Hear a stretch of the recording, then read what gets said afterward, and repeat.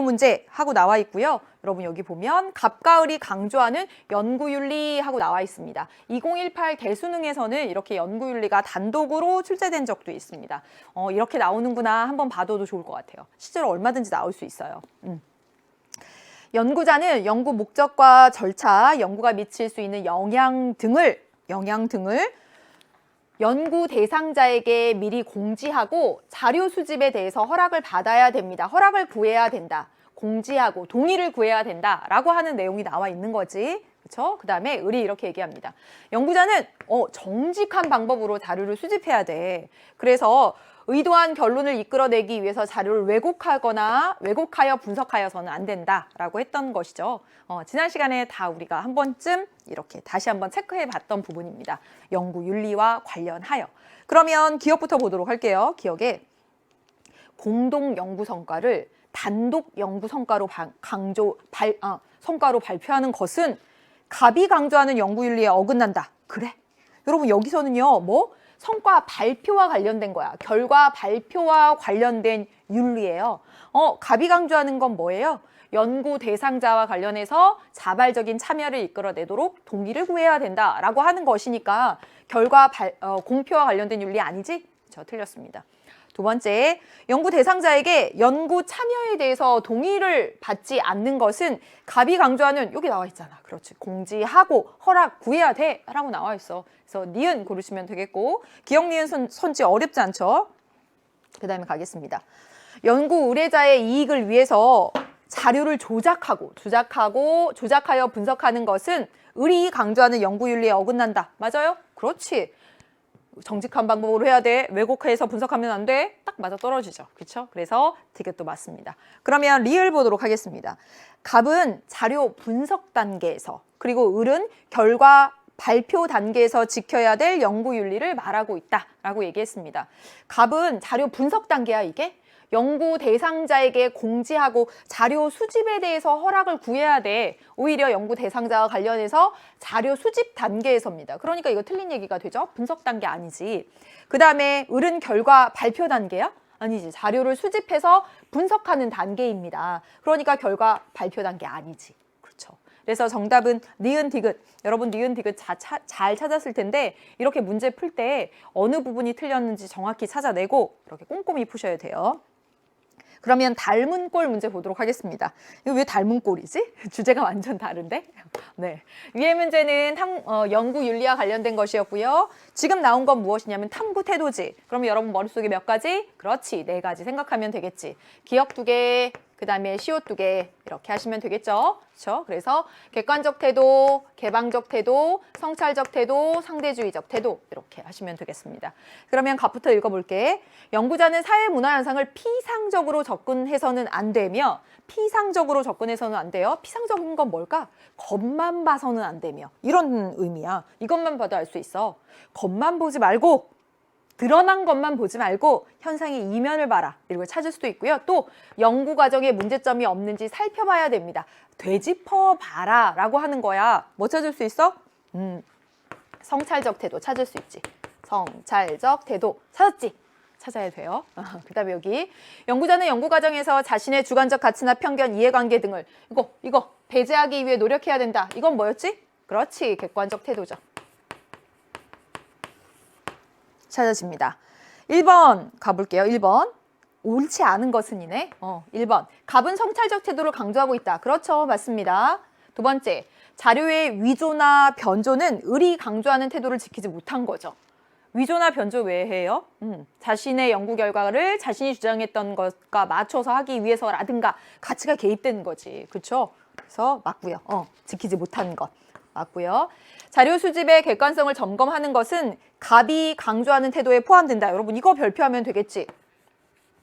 여러분 여기서 객관적인 태도는 을이 강조하는 거지만 여길 잘 읽어볼까요? 자료 수집의 객관성을 점검하는 것은 갑이 강조하는 태도. 이게 점검하는 거 뭐야? 내가 연구 과정을 되짚어서 문제점은 없었는지, 가치 중립적으로 잘 했는지 연구 과정을 되짚어보는 것이잖아 이게. 그렇기 때문에 이 내용 바로 여기 연구 과정을 되짚어보는 것은 갑이 강조하는 성찰적 태도에 들어간다라고 할 수 있는 거지. 따라서 3번 선지 별표야. 3번 선지. 좋습니다. 맞아요.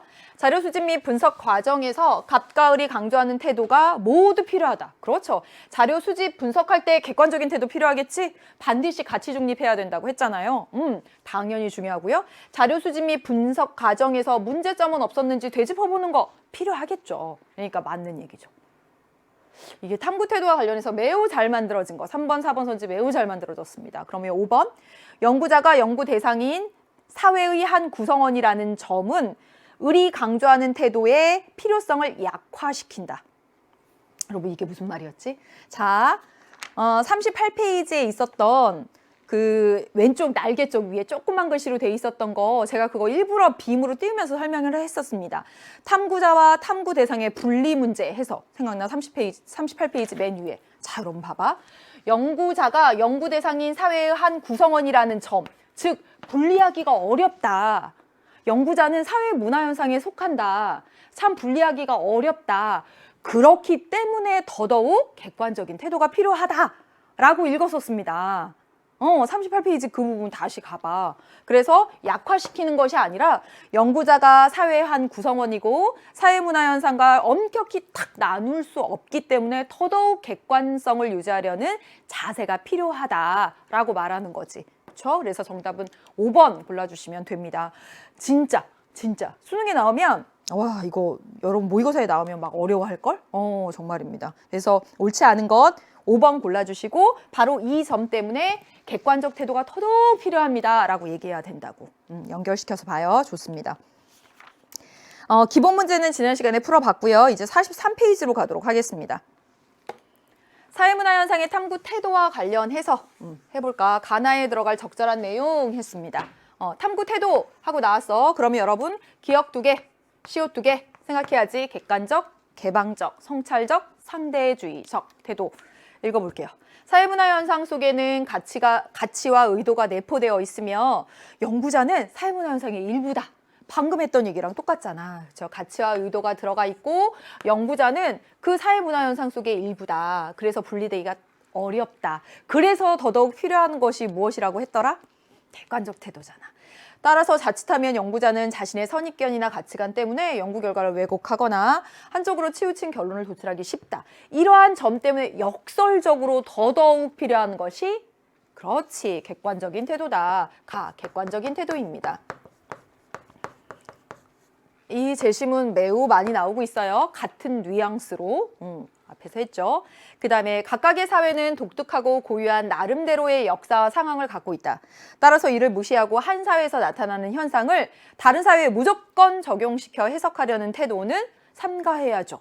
그렇죠? 어떤 나라가 손으로 밥을 먹고 우리나라가 젓가락으로 밥을 먹으면 우리나라에 손으로 밥을 먹는 건 너무 질이 낮아. 이렇게 보면 안 된다는 거야.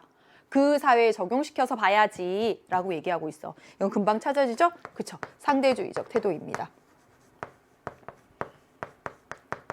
네. 그러면 풀어볼게요.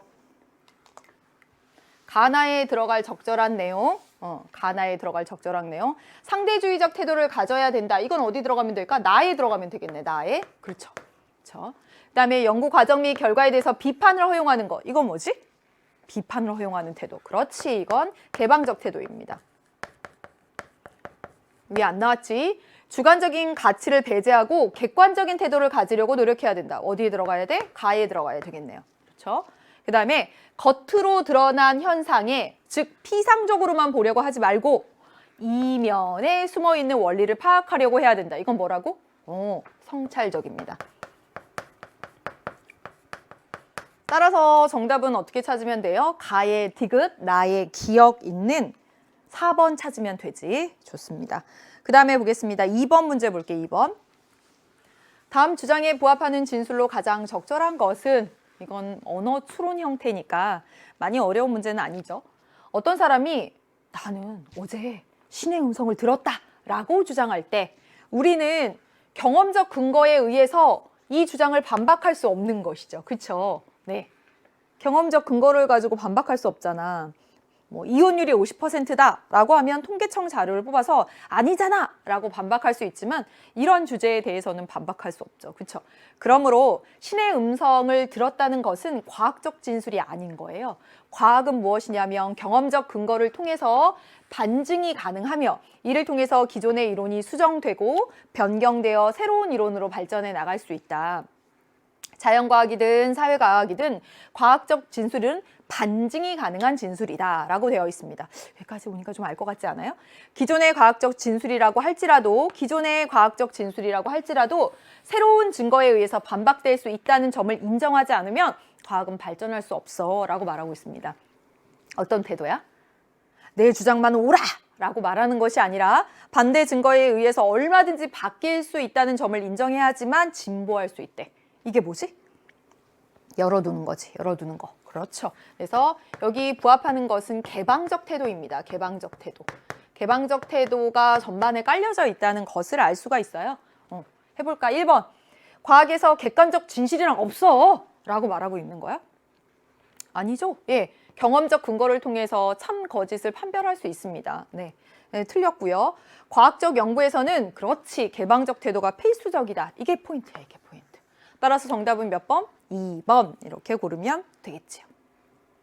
반증 불가능한 명제만이 반대 증거에 의해서 바뀔 수 없는 절대 진리만이 과학적 연구다. 아니지. 맞잖아. 과학적 진술이라고 할지라도 새로운 증거에 의해서 반박될 수 있다라고 되어 있잖아요. 네, 틀렸죠. 자신의 연구가 윤리적 측면에서 문제가 될 소지가 있는지 살펴봐야 된다. 이건 뭘까? 내 연구가 윤리적 측면에서 문제는 없는지 되짚어보는 거야. 그렇지. 이거 성찰적 태도도 있고요. 성찰적 태도도 있고 연구윤리라는 측면에서 볼 수도 있는 것이고 위의 내용과는 관련이 없죠. 마지막. 사회문화 현상에 대해서 수동적으로 받아들이지 않고 여기 있네. 의문을 제기한다. 이건 뭐지? 그냥 있는 그대로 겉에 보는 것이 아니라 의문을 제기해서 능동적으로, 수동적으로 받아들이지 않고 라고 돼 있어. 능동적이고 적극적인 탐구 태도 말하고 있는 거야. 그러니까 이것도 뭐겠어? 자, 이것도 성찰적 태도입니다. 성찰적 태도. 네. 위에 글의 주장에 부합하는 건 여러분 개방적 태도야. 정답은 2번이지. 좋습니다. 뒤로 넘겨보도록 하겠습니다. 3번 가지요. 갑니다. 가에서 많은 특정 연구 절차를 순서 없이 나열한 것입니다. 이에 대한 옳은 설명만을 보기에서 있는 대로 고른 것은 했습니다. 연구 절차의 순서 잡는 건 기본 중에 기본이야. 기본 중에 기본입니다. 해보도록 하겠습니다. 가, 분석한 내용을 토대로 해서 결론 도출했어. 이렇게 나왔고요. 결론을 도출하였다. 이렇게 나왔고요. 어떤 시 10개 고등학교 학생 500명을 대상으로 설문조사했다라고 나왔습니다. 설문조사를 한 건 뭐지? 그렇지. 자료 수집한 거지. 자료 수집. 그 다음에 음악을 들으며 공부하는 습관이 학생들의 성적 향상에 미치는 영향을 알아보고자 한다라고 돼 있어. 알아보고자 한다. 이거는 주제 선정한 거지. 그치? 가장 처음이네요. 그쵸? 그래서 다가 가장 처음이겠네. 주제 선정한 거고 자료를 근거로 음악을 들으며 공부하는 습관의 여부와 성적 간의 관계를 이거 분석했네. 이거 자료 수집한 거고 여기 분석했네. 그렇죠? 그다음에 음악을 들으며 공부하는 습관이 학생들의 성적 향상에 도움을 줄 것이라는 여러분 이거 있어. 잠정적인 결론을 내렸다. 이건 뭐지? 그렇지. 이건 가설 설정이지. 그러면 순서 잡아보도록 하겠습니다. 뭐가 제일 먼저? 알아보고자 하였다. 주제를 선정하고 그 다음에 그렇지. 가설을 설정합니다. 가설을 설정하고 그 다음에요. 자료 수집, 분석. 이 순서로 가야 되겠지? 그래서 나, 그 다음에 라, 그리고요. 마지막에 여기 결론 도출하고 나와 있잖아. 가. 순서 다 잡았죠? 그쵸? 순서 잡은 거 맞나? 1번 연구 순서는 다, 나, 라, 가. 맞네? 예. 네. 저 다른 거 보고 있었어요. 맞네요. 맞습니다. 그 다음에 두 번째. 나, 라와 달리 마에서는 성찰적 태도가 필요하다라고 되어 있어요. 마 어디지? 가설 설정할 때 나, 라랑 달리 이 가설 설정할 때는 성찰적 태도가 필요하다. 여러분, 이 성찰적 태도는 물론 여기서도 성찰적 태도, 연구 주제 설정할 때 그냥 지나치는 것이 아니라 왜 저렇지? 의문을 품고 음악을 들으며 공부를 하면 어떨까? 이때도 필요합니다. 그래서 연구 주제 설정할 때 성찰적 태도가 매우 중요해. 그러면 다른 과정에서는 성찰적 태도가 중요하지 않을까? 중요하지. 연구 과정에서 자료 수집 및 분석할 때, 라에서 자료 수집 및 분석할 때, 내가 혹시 주관을 개입하진 않았는지 연구 과정을 되짚어 보는 거야. 성찰적 태도 필요하지. 따라서 연구 과정 전체적으로 다시 한번 그 과정을 되짚어 보는 것도 성찰적 태도라고 했습니다. 따라서 여기 모든 과정에서 성찰적 태도가 요구된다라고 해야 되겠지. 그래서 이거 X 해주시고요. 그리고 여러분 이런 건 표시해 놔야 되겠지. 그렇죠? 좋아요. 마와 달리 라에서는 엄격한 가치 중립이 요구된다. 그래. 오, 맞죠. 이거 우리 정리했었습니다. 네. 그래서 자료 수집 및 분석해서 결론을 도출하는 이때는 엄격하게 가치 중립해야 되고 주제 선정할 때 그리고 가설 설정할 때 연구 설계할 때는 가치가 들어갈 수 있다라고 했습니다. 그래서 맞죠. 그렇죠. 그래서 디귿 맞고요. 마지막. 연구자의 주관이 개입되기 쉬운 자료 수집 방법을 사용하였다라고 했는데 여러분 보세요. 설문조사. 질문지법입니다. 일반적으로 질문지법이나 또는 그 실험법의 경우는 다른 연구 방법에 비해서는 주관이 개입될 여지가 낮죠. 그렇죠? 그래서 쉬운이라고 한 거 틀렸어요. 그래서 정답은 기억, 디귿 해서 2번 이렇게 골라주시면 되고요. 4번으로 가도록 하겠습니다. 이런 건 정말 수능 문제 같아요. 정말 심혈을 기울여서 푸세요. 네, 시간에 구애받지 말고 지금은 진짜 꼼꼼히 한번 풀어보세요. 가나 사례에 대해서 옳게 나중에 이제 시간 체크하는 게 중요해지고요. 네, 옳게 이해한 학생만을 보기 위해서 고른 것은 어떤 대학의 A 교수는요 벤처기업을 설립하고 교수인데 벤처기업을 설립하고 벤처기업 지원 자금을 받기 위해서 자신의 특허 기술과 관련한 자료를 정부에 제출해서 우수 벤처기업 상도 받았고 그리고 벤처 지원 자금도 받았어요.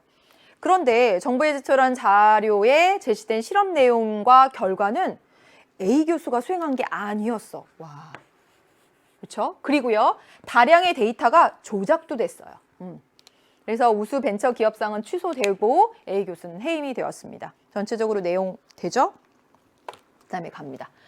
네모 연구소의 연구원 B는 기업 임원의 평균 연봉과 일반 회사원의 평균 연봉에 대해서 조사를 했습니다. 조사 결과 연도별 기업 임원의 평균 연봉에서 연도별 일반 회사원의 평균 연봉을 뺀 수치가 매년 커지는 모습이 나타나는 거예요. 그러니까 둘의 여기 기업 임원 평균 연봉에서 회사원의 연봉을 빼보니까 매년 격차가 막 벌어지는 거야. 네. 임원들은 막 이렇게 점점 격차가 벌어지는 거예요. 평소 기업 임원들과 친분 관계에 있던 B는 최초 연도의 평균 연봉을 각각 100으로 놓고 여러분 이거 생각나시죠? 지난 시간에 제가 어디 있었지? 38페이지 자료 플러스 설명해 드렸습니다. 네, 그래서 이걸 다시 어떻게 했냐면 100으로 놓고 그 수치 대비 매년 평균 연봉 수준을 표시하였습니다. 100으로 놓고 기업 임원은 처음에는 연봉이 10억이었는데 15억이 됐어. 그러니까 한 50% 오른 거야. 50% 오른 거야. 근데 회사원은 처음엔 연봉이 100만 원이었는데 1000만 원이었는데 6천만 원이 됐어. 얘네 6배 올랐어. 얘네는 2배도 안 올랐는데 6배 올랐어. 이런 식으로 한 거죠. 그렇죠? 이걸 100으로 놨을 때 600. 이걸 100으로 놨을 때 어때요? 150. 이렇게 되는 거니까. 똑같이 100으로 놓은 거예요. 그럼 그렇게 완전 달라지죠. 그렇죠? 그래서 그 결과 기업 임원에 비해서 일반 회사원의 평균 연봉이 훨씬 높은 비율로 증가하는 그래프를 만들어낸 것이죠. 의도가 담겨 있는 거지. 다시 1000만 원에서 6천만 원. 그리고 10억에서 15억이 된 것을 똑같이 100으로 따지면 100에서 600, 6배. 여기서는요, 100에서 150. 이런 식이 된다는 거죠. 얘네가 훨씬 많이 올랐어. 이렇게. 좋습니다. 이제 선지로 가보도록 하겠습니다. 선지 가볼게요. 네. 가에서 경제적 이익 추구가 객관적인 태도를 위협한다는 점을 엿볼 수가 있어. 맞아요? 그렇죠. 가에서 봐봐. 벤처기업 설립하고 벤처기업 지원 자금 받으려고 그러한 목적이 있어서 데이터를 조작했어요. 이게 맞게. 그치? 객관적인 태도가 결여된 거죠? 맞습니다. 두 번째, 나에서 연구자는 그 사회와 분리되어서 연구할 수 있다는 점을, 이건 굉장히 지난 시간부터 많이 나왔던 점입니다. 연구자가 그 사회와 분리될 수 없어. 분리되기 어려워, 사회문화 현상은. 그렇죠. 그래서 더더욱 필요한 것이 무엇이라고? 객관적인 연구라고. 그런데 나에서는요, 객관적인 연구도 안 나타났지. 임원과 친하기 때문에 막 그래프를 막 조작했어요. 객관적인 태도도 안 나타났고, 네, 분리될 수 있다는 점? 아니지. 분리될 수 있다면 진짜 자연현상처럼 진짜 엄격하게 객관적인 연구할 수 있다는 것인데, 여기는 막 개입된 모습 나타났고요. 그리고 사회문화 현상은 분리되기가 어렵기 때문에 더더욱 객관성이 요구된다. 이렇게 정의를 했었습니다. 틀렸지. 그렇죠? 진짜 많이 나오네. 그 다음에 병 보도록 하겠습니다. 병. 가나모도 연구윤리를 위반했다는 비판을 면하기가 어렵다. 그렇죠. 여기서 뭐 했어? 직접 수행한 것도 아니었고 데이터 조작했어요. 그렇죠? 그리고 여기는요. 두 번째 거는요. 임원하고 친하다는 이유로 유리하게 그래프를 바꿨어요. 그렇죠? 그렇게 해석했습니다. 그렇기 때문에 병 맞는 얘기가 되죠. 그 다음에 가나모도 연구 대상자에 대해서 지켜야 할 윤리를 어겼다. 연구 대상자와 관련된 윤리 뭐였지? 반드시 동의를 구해서 자발적으로 참여할 수 있도록 해야 돼. 안전과 이익을 고려해야 돼. 익명성을 지켜줘야 돼. 지금 그런 얘기야? 아니죠. 다 뭐 하고 있어요? 자료 수집 분석할 때 조작하고 왜곡했어. 네, 조작하고 여기 조작하고 여기도 역시 왜곡했죠. 왜곡. 얘네가 훨씬 더 평균 임금이 많은데도 불구하고 왜곡한 거지. 그렇죠? 네. 그래서 연구 대상자와 관련된 거 아닙니다. 틀렸죠. 그래서 정답은 갑, 병 해서 2번 이렇게 고르시면 되겠고, 은근 까다로운 문제라고 할 수 있습니다. 좋아요. 가겠습니다. 밑줄 친 다른 언론사들이 내세울 근거로 가장 적절한 것은 했습니다. 제가 그림 그려가면서 했는데, 각국 정부의 비판적인 언론사 동그라미사가 있어요. 여기 동그라미사는 정부 비판적이야. 정부 비판. 비판적이야. 저기요. 다른 언론사들이 그래서 다른 언론사들, 다른 언론 이렇게 할까? 언론사들은 친정부적, 무적 으로 편향되어 있다는 보도를 내보냈어요. 그러면서 어떻게 했냐면 해당 보도의 근거는 어떤 대학의 연구 보고서, 이 다른 언론이 친정부적이라는 걸 그냥 의견으로 쓴 것이 아니라 네모 대학의 보고서를 인용해서 했다는 거야. 그래서 우리의 의견이 아니야. 그런 보고서가 나왔어. 니네 되게 친정부적이다? 이렇게 한 거죠. 그런데 이 연구 보고서의 발주처가 어디냐면, 이 연구 보고서의 발주처가 동그라미사 산하 연구기관이 세모미디어. 그러니까 동그라미사가 주인인 어떤 이 세모미디어 연구소. 세모연구소. 이 세모연구소에서 이 대학, 네모 대학에다가 의뢰한 거였어. 예, 의뢰한 거예요. 이게 보이시죠? 그쵸? 이 연구 보고서를 작성한 네모 대학팀은 뭐라고 말하냐면, 해당 연구는 세모 미디어 연구소에서 발주한 것이 맞고 거기서 연구비 받았다. 그러나 어떤 연구보다 우리는 엄정하게 이루어졌고 독립적으로 진행됐다라고 말했다. 이에 대해서 다른 언론사들은 연구 결과에 대해서 의문을 제기하고 있다라고 말하고 있습니다. 어떻게 말할까, 여러분? 여러분이 만약에 이 다른 언론사라고 생각해봐. 그러면 이 기사에 무슨 문제가 있다고 말하겠어? 지금 니네 동그라미사가 우리 보고 친정부적이라고 했는데 뭐 객관적인 것처럼 얘기했지만 사실은 니네 산하에 있는 이 연구소를 통해서 영향받은 그런 보고서인 거잖아 라고 얘기하겠죠. 그거 찾아보면 되는 거야. 됐나요? 네. 그래서 동그라미사는 상대주의적 태도가 결여되어 있어. 상대방의 입장에서 보는, 그렇게 비판할까? 니네 상대주의적 아니죠. 그쵸? 두 번째, 연구 결과는 여기 다른 언론사들이 지금 이 보고서의 근거에서 우리가 친정부적이라고 하는데, 니네 이 연구 보고서는 연구비를 받은, 여기서 연결돼서 연결된 니네 입장이 그냥 이렇게 통해서 들어간 거야. 연구비를 준 그 주체로부터 영향을 받을 수밖에 없잖아 라고 얘기하겠죠. 그쵸? 따라서 정답은 2번 이렇게 하시면 되겠습니다. 됐나요? 이건 뭔가 막 이론적이거나 그런 문제는 아니에요. 그렇죠? 다른 거 볼게요. 연구 보고서에 연구비를 지원하는 주체에 대해서 명시할 필요는 없어. 이거 얘네가 말할까? 아니죠. 니네 보고서에 누가 연구비를 줬는지 썼었어야지. 그래야지 우리가 너네의 객관성을 의심 안 하지 라고 얘기할 겁니다. 오히려 반대로 명시했었어야지 라고 얘기하겠죠. 오히려 다른 언론사들은. 어떠한 연구 절차에서도 연구자의 주관적 가치와 판단이 개입되면 안 된다. 이건 맞아요? 연구 절차에서 연구자의 가치 판단이 들어가는 경우가 있지. 주제 선정할 때 또는 가사 설정할 때 이럴 때는 어떤 절차에서도 객관적으로 해야 돼? 이건 아니죠. 그렇죠? 이 사안과 관련이 없고요. 그 다음에 이 다른 언론사들이 세모미디어 연구소는 네모대학에 연구 의뢰할 때 자신들의 산하 기관인 점을 너네 알려줬어야지. 지금 그게 문제야? 너네가 이거 연구 의뢰할 때 동그라미사의 산하 기관이라는 것을 알려줬어야지. 알려주지 않은 거야. 지금 그렇게 말하겠어요, 얘네들은? 아니죠. 니네로부터 영향을 받을 수밖에 없었잖아. 객관적으로 하기 어려운 구조잖아. 그렇게 따지겠죠. 2번이 가장 적절합니다. 객관적으로 니네 보고서 쓰기 어려운 구조인 거잖아. 이렇게 영향 받은 거잖아. 라고 말하겠죠. 그래서 정답은 2번 됩니까? 좋습니다. 네, 6번 가도록 하겠습니다. 가에 근거할 때 사례 1과 사례 2에 대한 평가로 타당한 것은 했습니다. 실험법을 활용하는 연구 시 유의점 하고 나와 있어요. 연구 목적을 달성하기 위해 불가피한 경우 실험 참가자들을 속이는 행위가 어느 정도 허용될 수 있지만 항상 실험이 끝난 후에는 참가자들에게 그들이 잠시 동안 속였던 내용을 설명해주고 말씀드렸었죠. 그 애쉬의 동조 실험 같은 경우에는 이건 다른 사람의 의견에 얼마나 따르는지 알아보기 위한 실험이야 라고 먼저 연구 동기를 말해주면 이 의도랑 다르게 되어버릴 수가 있어요. 그래서 어떠한 경우에는 불가피한 경우에는 처음에는 말 안 해주다가 나중에 설명해주고 실제 목적이나 다른 세부 사항에 대해서 충분히 설명해 주어야 한다. 당연합니다.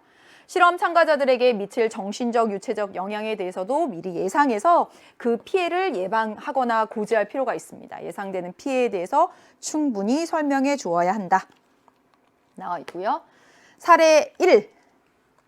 연구자 갑은 A사에서 개발한 저희 근거에서 A사에서 개발한 스마트폰 게임이 학생에게 미치는 영향을 연구하기 위해서 초중고 학생 각각 20명씩 자원을 받아서 연구 목적 설명했어요. 그리고 6개월간 게임을 하루에 3시간씩 하게 한 후 그 경험을 면담 등을 통해서 수집했어요. 그리고 참가한 학생에게는 참가비 지급했어요. 참가비 지급한 거 문제일까? 아니야, 여러분. 정당한 대가를 주어야 되는 거예요. 네, 정당한 대가를 주어야 되는 겁니다. 이것도 하나 체크해 놓으세요. 왜 돈 줘요?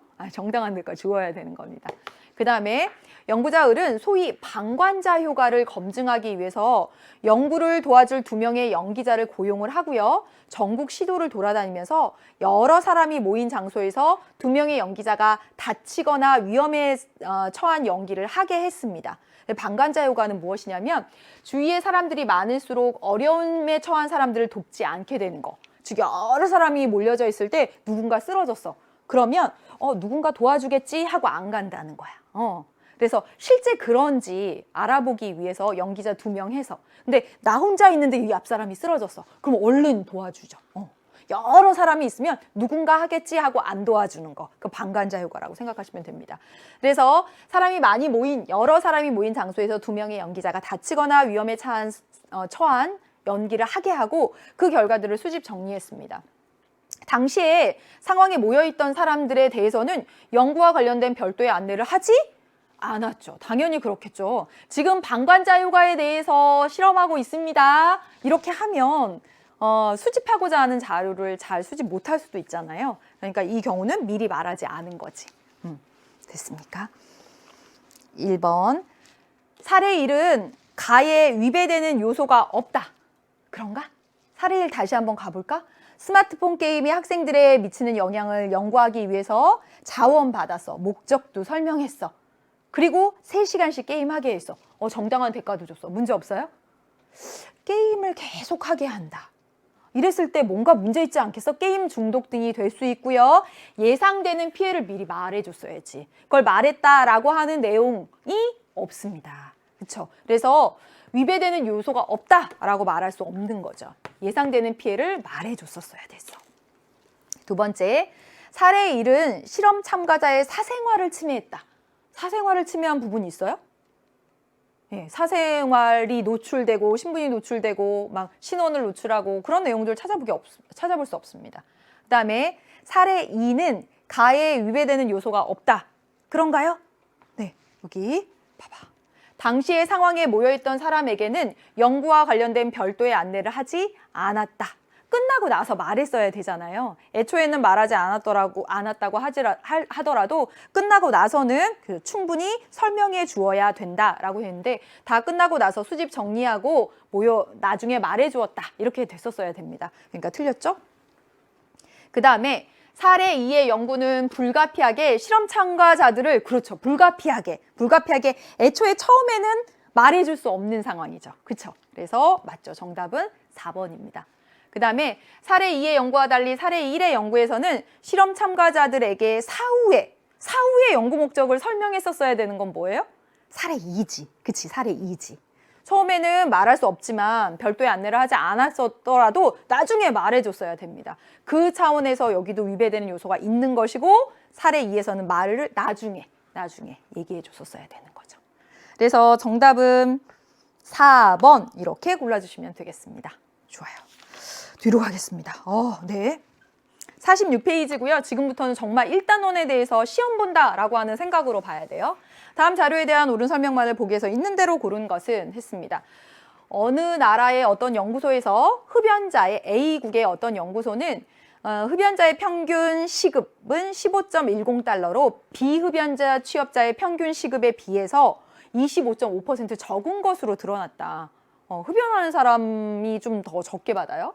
주 32시간 근무하는 것으로 가정했을 때 흡연자는 비흡연자에 비해서 연간 8,300달러를 덜 받는 것으로 확인을 했고요.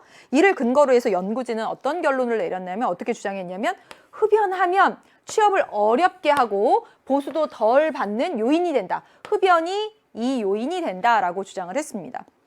이에 대해서 이 기사에서 연구진의 주장은 그럴듯해 보이지만 통계 자료를 가지고 결론 내린 거 그럴듯해 보이지만 과학적인 결론이라고 보기는 어렵다라고 얘기했습니다. 그러면 기억부터 볼게. 이 동그라미 연구소는 방법론적 이론론에 근거해서 연구하였다. 맞아? 그렇지. 방법론적 이론론이죠. 뭐예요? 통계 자료를 통해서 흡연과 그리고 취업 내지는 보수 두 변수와 변수 간의 관계를 말하고 있습니다. 따라서 방법론적 이론론이다 라고 말할 수 있어요. 좋아. 두 번째. 이 연구소는 흡연 여부를 종속변이인 취업 및 보수를 독립변인으로 봤어? 여기 마지막 읽어봐. 흡연이 취업이나 보수를 어렵게 하는 요인이다 라고 했어. 흡연을 요인으로 본 거야. 그러니까 흡연이 뭐가 돼요? 독립변이. 그의 영향을 받아서 취업을 어렵게, 보수를 낮게. 이게 종속변인이 되는 거지. 반대로 했습니다. 그러니까 틀렸지. 그 다음에 갑은 이 동그라미 연구소가 이거 과학적이라고 보기 어려워 라고 말한 것은 이 연구소가 질적 연구의 대상에 대해서 양적 연구를 수행했다는 점을 비판하고 있어? 이거 질적으로 연구했었어야 돼. 그런데 너네 왜 양적으로 얘기했니? 그 얘기 있어? 아니죠. 그렇죠? 네, 그런 얘기는 없고요. 오히려 변수 간의 관계니까 양적 연구를 잘한 것으로 보입니다. 그러면 왜 과학적 결론이라고 보기 어렵다라고 했냐면 자 보세요. 취업의 어려움이나 낮은 보수 때문에 얘가 원인이에요. 예, 이것 때문에 흡연을 하는 사람들이 많다면 자 봐봐.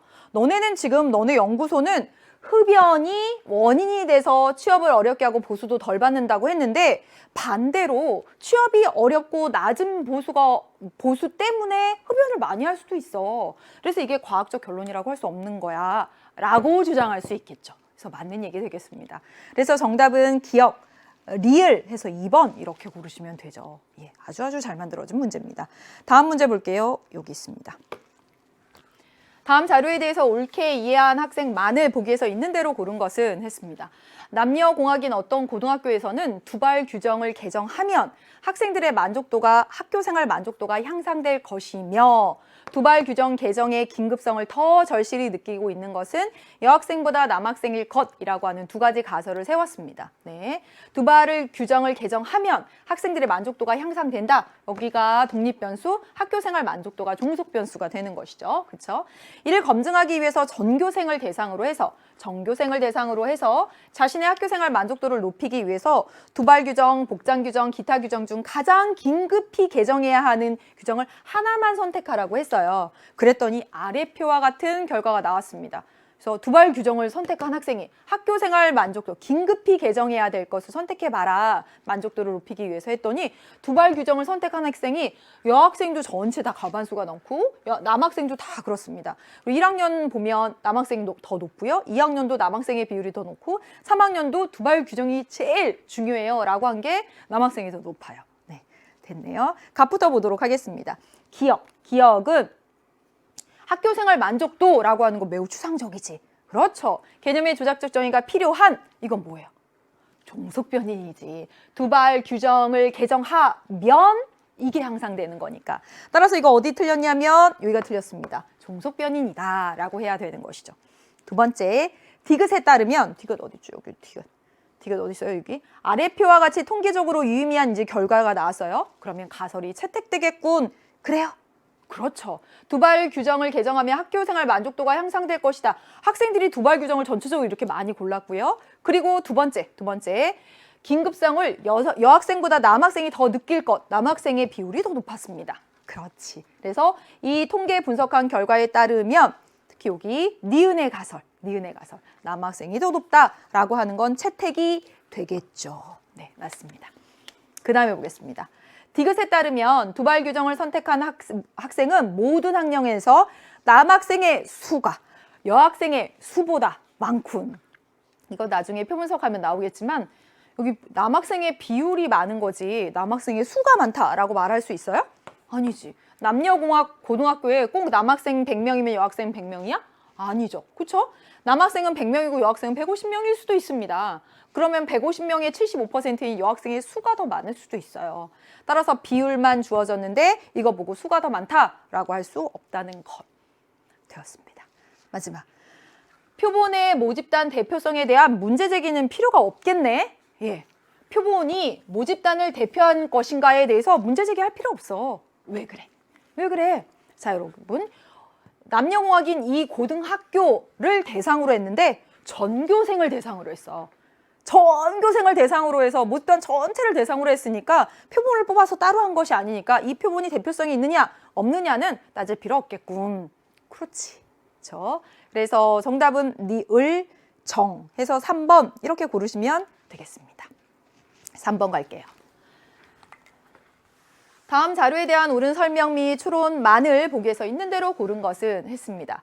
갑은 교사의 긍정적인 기대가 학생의 학업 수준 향상에 기여할 것이라고 보고 긍정적인 기대, 독립변인이 되겠고요. 예, 이에 따른 종속변인이 되겠죠. 어떤 고등학교 전교생을 대상으로 성취도 검사를 했습니다. 성취도 검사는 학업 수준 향상 정도를 알아보기 위한 거겠네. 그래서 검사 결과 상관없이 무작위로 전교생 10%의 명단을 뽑은 거예요. 그리고 나서 그 학생들의 명단을 교사에게 주면서 지적 능력이 뛰어난 학생이라고 믿게 한 거. 이게 뭐예요? 긍정적인 기대를 보낸 거겠지. 그래 봤어요. 그리고 10개월 후 다시 성취도 검사를 하니까 그 결과 명단에 속한 학생들은 다른 학생들보다 성취도 수준이 향상됐어. 그냥 무작위로 뽑아서 얘네 지적으로 뛰어난 애들이라고 믿게 했더니 선생님이 그런 기대를 보내서 학업 수준 향상이 됐다라고 하는 것입니다. 됐나요? 네. 을은 학생들이 교사로부터 긍정적인 기대를 느낄 때가 있는지 어떤 경우에 그러한 느낌을 받는지 그리고 그러한 느낌이 자신의 학교 생활에 어떠한 영향을 준다고 생각하는지 등에 대해서 알아보고자 남녀 고등학생 각각 10명씩 모집해서 심층 면담을 했다. 뭐 한 거야? 질적으로 연구한 거네. 면담 내용에 대해서 통해 을은 학생들이 교사들의 긍정적인 기대를 의식하는 경우가 많으며 이러한 의식이 학교생활 만족도에 영향을 주고 있다는 결론을 내렸다라고 했습니다. 이제 문제 풀어보도록 하자. 가와 나 모두 독립변인을 처치하는 과정이다 라고 얘기했어요. 여러분 가 볼까? 가는 학생들의 명단을 교사에게 주면서 지적 능력이 뛰어난 학생들하고 믿게 한 거. 오, 긍정적인 기대. 이거 처치한 거지. 그래서 여기는 독립변인 처치한 거 맞아요. 믿게 한 거. 그런데 심층 면담 실시한 거. 이게 무슨 독립변인 처치한 거야? 아니지. 그렇죠? 그래서 틀렸습니다. 갑의 연구에서는 개념의 조작적 정의가 이루어졌다. 그렇죠. 뭐예요? 학업 수준은 성취도 검사로 했고 긍정적인 기대는 여기 지적 능력이 뛰어난 학생들이라고 믿게 한 것. 그래서 여기 개념의 조작적 정의가 갑의 연구에서 이루어졌죠. 그렇죠? 을의 연구는 대상자의 주관적 인식과 동기를 중요시한다. 심층 면담에서 질적으로 연구한 거니까 맞습니다. 을과 달리 갑은 경험적 자료를 수집했다. 여러분 경험적 자료 뭐라고 했지? 현실에 존재하고 관찰 가능한 자료. 갑도 을도 모두 자신이 직접 연구를 수행해서 자료를 수집했습니다. 따라서 갑과 을 모두 경험적 자료를 수집해서 연구한 거야. 그래서 이것도 틀린 얘기 되겠습니다. 이건 틀린 얘기가 되죠. 정답 니은 디귿해서 3번 이렇게 고르시면 됩니다. 오늘의 마지막 문제 보도록 하겠습니다. 다음 연구 사례에 대한 옳은 설명만을 보기 위해서 있는 대로 고른 것은 했어요. 갑은 어떤 고등학교 학생들의 자존감과 학업 성취도 간의 관계를 알아보고 싶었어요. 여기 연구 주제를 선정한 거지. 그래서 자존감이 높을수록 학업 성취도가 높을 것이다. 둘 간의 양의 상관관계로 가설을 설정했어요. 그리고 이 고등학교 학생들 전체 재학생 중 200명을 선정해서 표본을 선정했어요.